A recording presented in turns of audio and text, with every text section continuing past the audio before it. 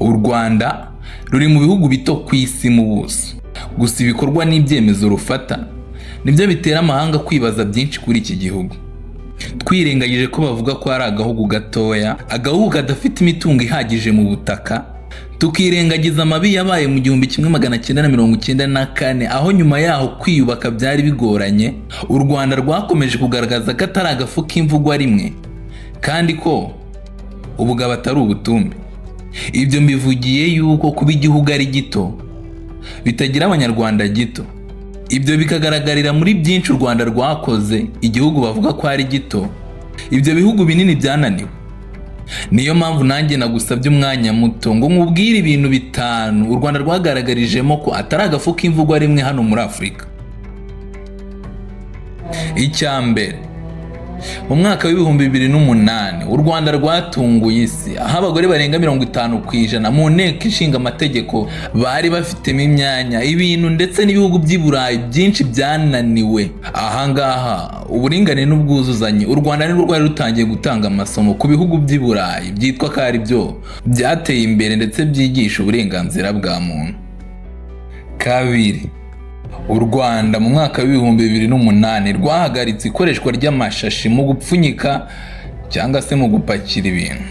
U Rwanda rufata icyo cyemezo byumvikanaga nk'ibidashoboka kuko amashashi yasangwaga buri hamwe kandi yakoreshwaga ahantu henshi mu gupfunyika ibintu bitandukanye. Ariko ubuyobozi bw'u Rwanda bwari bwateye imboni icyo kibazo cy'amashashi ko kirenze kuba umwanda w'ako kanya gusa, ahubwo kigira ingaruka ku buzima bwa muntu aka kanya ndetse n'ejo hazaza. Ibintu byasaga nk'ibidashoboka muri Afurika, guhera ubwo ngubwo biba birashobotse, n'ibindi bihugu bitangira kwigiraho.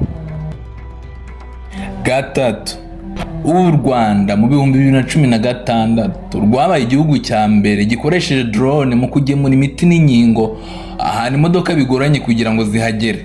Ubwo aho ni mu byaro bya kure ndetse n'aho imihanda bimeze nabi, maze bakorana na Zipline ibintu bita byoroha, maze icyo gihe amahanga arongera yibaza ku Rwanda. Kane, mu 2018 muri gahunda yo guteza imbere ubukerarugendo mu Rwanda, u Rwanda rwakoranye na Arsenal, ikipe yo muri Premier League, shampiyona ikomeye ku isi. Bitewe n'ubufatanye bagiranye, ikipe ya Arsenal na Visit Rwanda, amamiliyoni y'abafana yaje kumenya u Rwanda bitewe n'uko byatangaga umusaruro. Byaje kwaguka ndetse n'ikipe yitwa Paris Saint-Germain aho ni mu Bufaransa nayo itangira kwambara Visit Rwanda, maze ubwo u Rwanda ruba rucecekesheje ibihugu byinshi muri Afurika kuko rwabaye n'urwa mbere muri Afurika rugiye kwamamaza mu mashampiyona yo mu Burayi hariya akomeye ku isi. Maze nyuma yaho ibihugu byo muri Afurika nabyo bitangira kurwigana kuko byamaze gutora amasomo.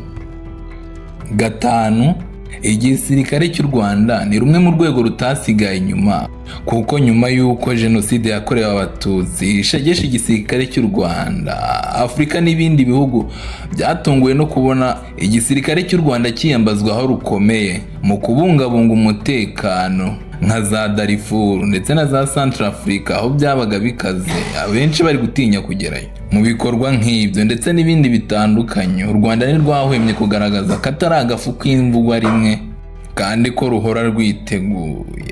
Mwakoze kubana nanjye muri iki kiganiro kigufi, naho ubutaha.